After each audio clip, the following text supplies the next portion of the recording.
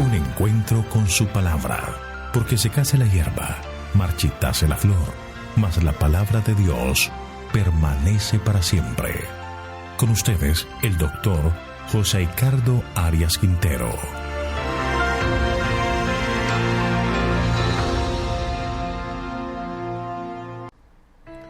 Hoy vamos a estudiar 2 de Samuel, capítulo 24. David censa el pueblo. Voy a invitarte para que oremos. Querido Señor, eterno Dios, alabado y glorificado sea tu santo nombre. Nos acercamos a ti, Señor, con disposición de corazón para escuchar el mensaje de tu palabra. Esperamos que el Santo Consolador sea nuestro Maestro y que podamos aprender más y más de ti. Gracias por todo, lo pedimos en Jesús. Amén. Hemos llegado al final de este libro de 2 de Samuel.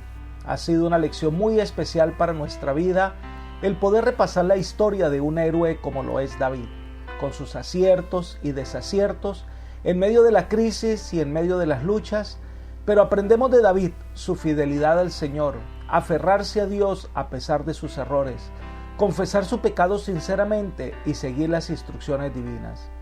Es un gran ejemplo que debemos seguir, ya que David era un hombre común y corriente, pero fue un héroe porque se puso en las manos de Dios. El último capítulo de 2 de Samuel comienza a hablarnos de uno de los más grandes desaciertos de David. La primera sección son los versículos 1 al 9 y nos habla del censo que hizo a Israel. Comencemos con el verso número 1. Volvió a encenderse la ira de Jehová contra los israelitas e incitó a David contra ellos diciendo: Ve y haz un censo de Israel y de Judá. Aquí hay varios elementos de este versículo que debemos considerar. Número 1. No se sabe a ciencia cierta en qué momento del reinado de David corresponde este acontecimiento. Algunos comentadores llegan a la conclusión que debía ser casi al final del reinado de David. En segundo lugar, el pasaje en sí no explica la causa de la ira de Jehová. No sabemos cuál es su disgusto leyendo este primer versículo. Para ello debemos entender todo el pasaje y entender lo que desea enseñar. En tercer lugar, el pasaje da a entender que Jehová incitó a David a hacer el censo. Pero si miramos el pasaje paralelo de la misma narración en el primer libro de Crónicas, capítulo 21, versículo 1, leemos lo siguiente: Se levantó Satanás contra Israel e incitó a David a que hiciera censo del pueblo.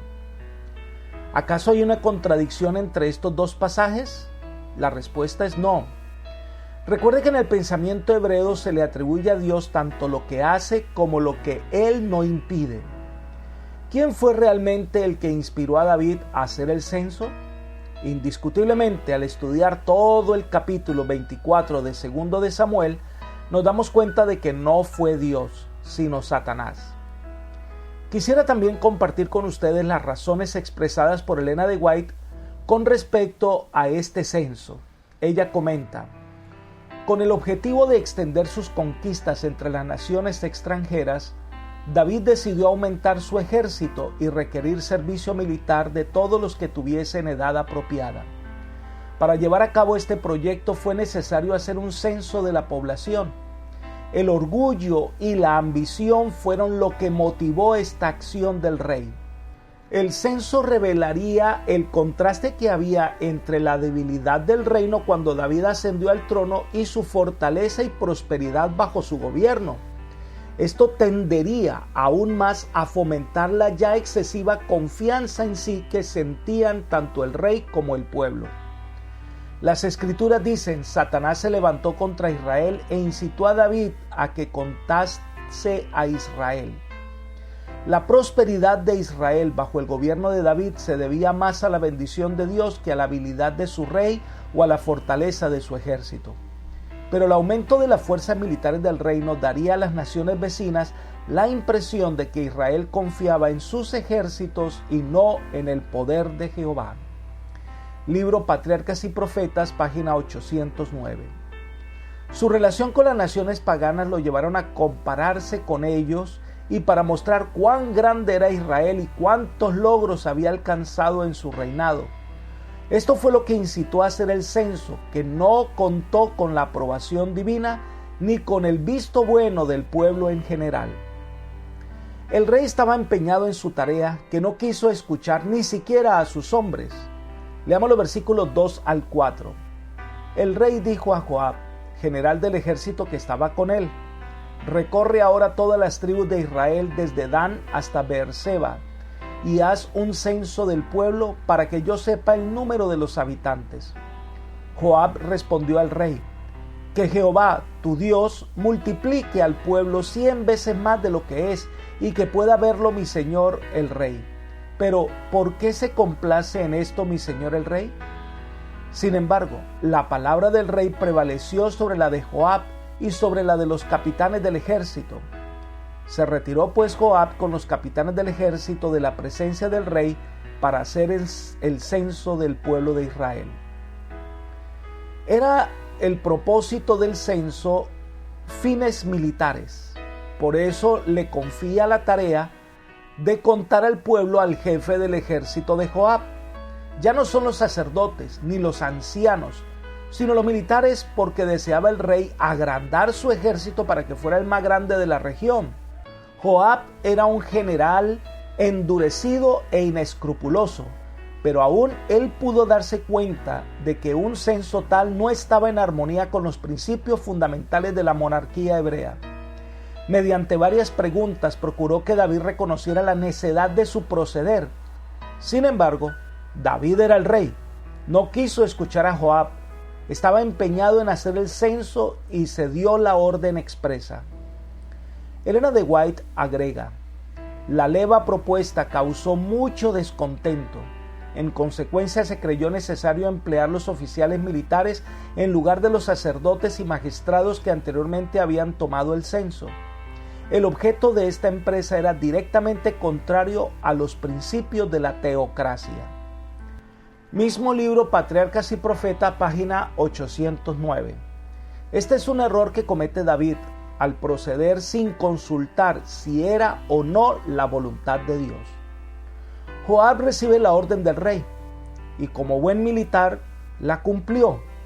Cumplió la tarea y le tomó un buen tiempo. Leamos los versículos 5 al 9. Pasaron el Jordán y acamparon en Aroer, al sur de la ciudad que está en medio del valle de Gad, junto a Jazer. Después fueron a Galaad y a la tierra baja de Otzi, de allí a Danjaán y a los alrededores de Sidón. Luego fueron a la fortaleza de Tiro y a todas las ciudades de los heveos y de los cananeos, y por último se dirigieron al Negev de Judá, en Beerseba. Después que terminaron de recorrer toda la tierra, volvieron a Jerusalén al cabo de 9 meses y 20 días. Joab entregó entonces el censo del pueblo al rey. Había en Israel 800,000 hombres fuertes que sacaban espada, y los de Judá eran 500,000 hombres. Desde el norte hasta el sur, desde el oriente al occidente, llegando a los límites del territorio, Joab cumplió la orden de censar al pueblo para conocer a los hombres que están en edad para conformar el ejército de David. Esto le tomó casi 10 meses. El ejército de Israel fue población por población. Aún bajo el desagrado de todos, cumplieron la tarea. De todo Israel se contaron 800,000 hombres que podían sacar la espada, pero Judá sola eran 500,000. Aquí se destaca que esta era la tribu más grande. Esto conformaría uno de los ejércitos más grandes del mundo. Pero Israel nunca ganó una batalla por ser mayoría, sino por la intervención divina. La segunda sección de este capítulo son los versículos 10 al 14, y es el anuncio del castigo a David. David se da cuenta del error que había cometido. Leamos el versículo 10. Después que David censó al pueblo, le pesó en su corazón, y dijo David a Jehová: he pecado gravemente por haber hecho esto, pero ahora, oh Jehová, te ruego que quites el pecado de tu siervo, porque he actuado muy neciamente. Mientras se hacía el censo, David comenzó a recapacitar en las consecuencias de lo que había hecho y se dio cuenta de que estaba cometiendo una terrible falta. Fue el Espíritu de Dios el que le habló y le mostró a David la necesidad de su conducta. Con profunda humildad confesó su falta delante de Dios y pidió perdón. Sin embargo, ya era tarde, ya se había hecho y el desagrado divino se revelaría. Elena de White comenta lo siguiente: David ya está convencido de que ha cometido un gran pecado contra Dios antes que termine completamente la tarea de censar a Israel. Ve su error y se humilla ante Dios confesando su gran pecado de censar neciamente al pueblo. Pero su arrepentimiento es demasiado tardío. El Señor ya había impartido a su fiel profeta la orden de dar el mensaje a David y ofrecerle que escogiera el castigo por su transgresión. David todavía demuestra que tiene confianza en Dios. Elige caer en las manos de un Dios misericordioso antes que ser dejado al cruel arbitrio de hombres perversos. Spirit of Prophecy, tomo 1, página 385. Esto es lo que hace David grande. Él reconoce su falta, no la justifica, no trata de explicarla, solo reconoce su error y confiesa arrepentido su falta. Y Dios, mis amigos y hermanos, nunca rechaza un corazón contrito. Dios perdona, pero lamentablemente las consecuencias seguirán su camino. Leamos los versículos 11 al 13. Por la mañana, cuando David se levantó, vino palabra de Jehová al profeta Gad, vidente de David, diciendo: Ve y di a David, así ha dicho Jehová, 3 cosas te ofrezco, tú escogerás una de ellas para que yo la haga. Vino pues Gad a David, se lo hizo saber y le dijo: ¿Qué prefieres, que vengan 7 años de hambre sobre la tierra? ¿O que huyas 3 meses delante de tus enemigos y que ellos te persigan? ¿O que haya 3 días de peste en tu tierra? Piensa ahora y mira qué debo responder al que me ha enviado. Algo interesante sucede. Dios va a castigar el reinado de David porque había puesto su mira en el ejército que en Dios.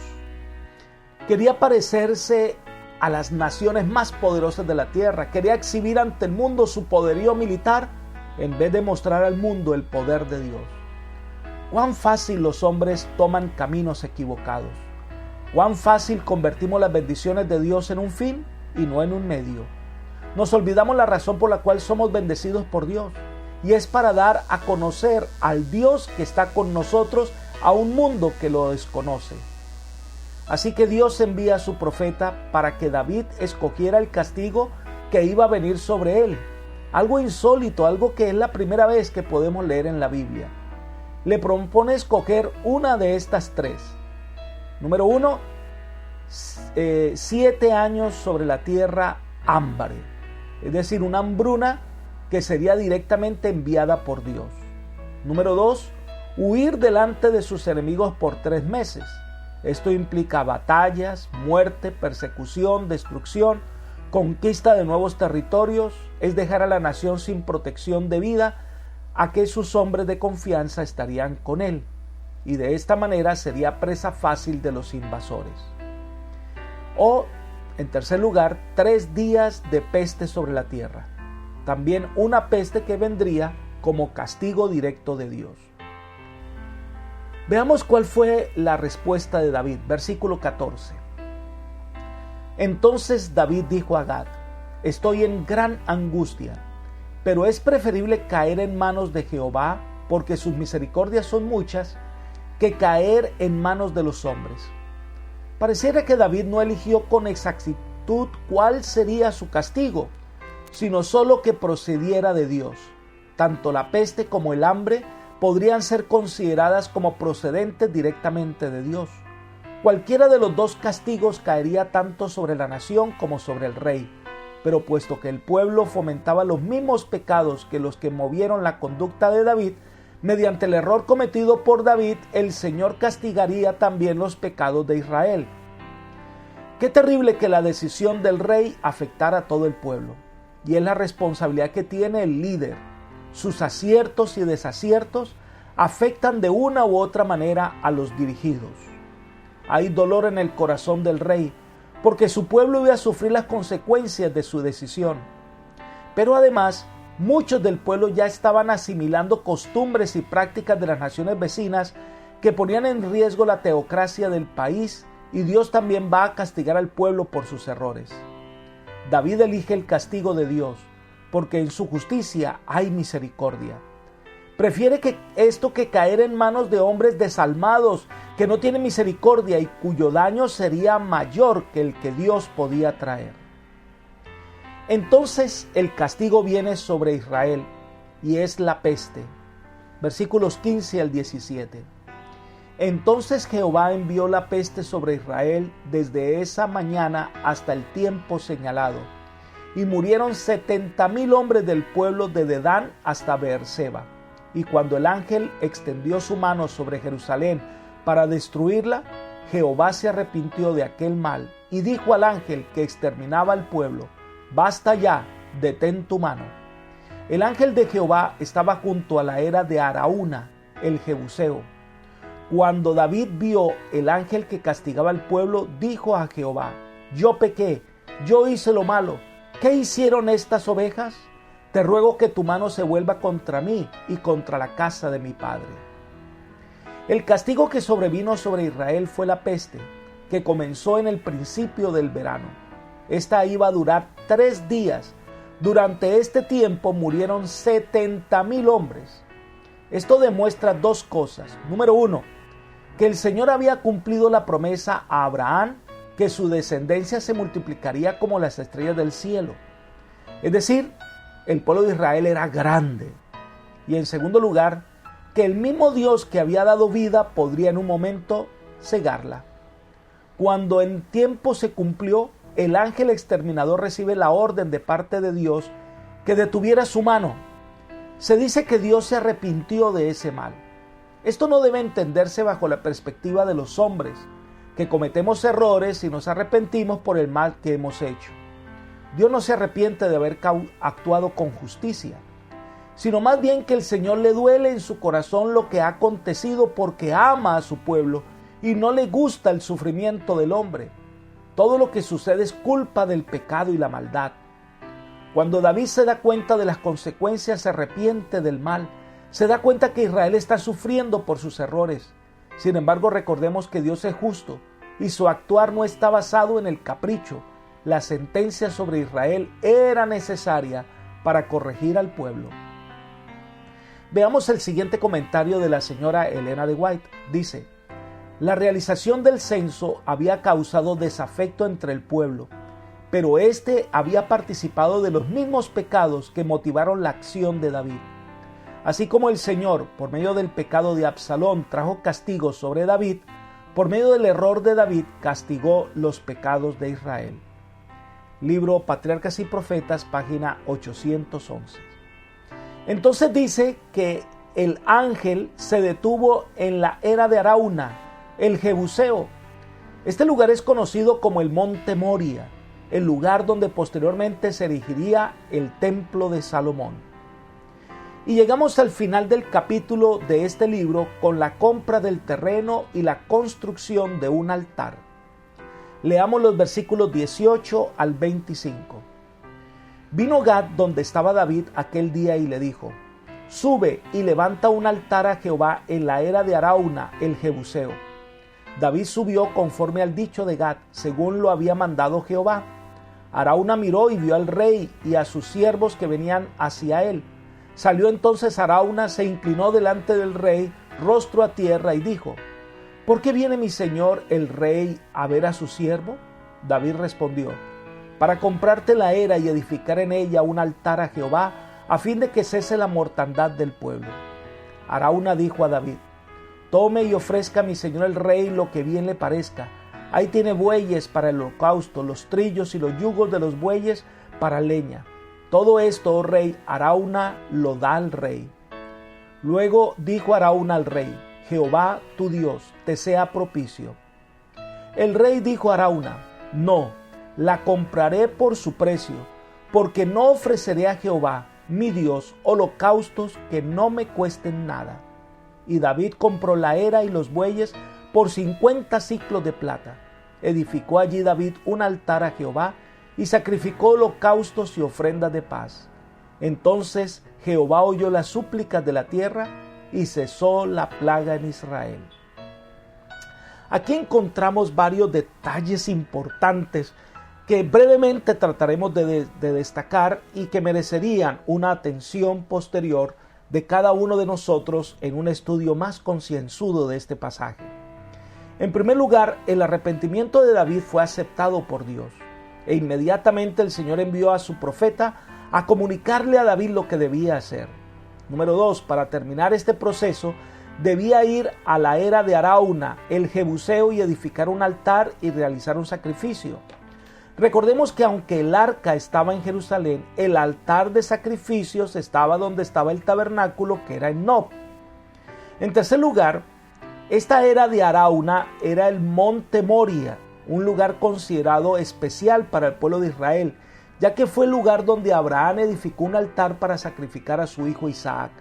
Este lugar era muy significativo. Será el lugar donde posteriormente se edificaría el templo. En cuarto lugar, David va a hablar con Arauna sobre esa era.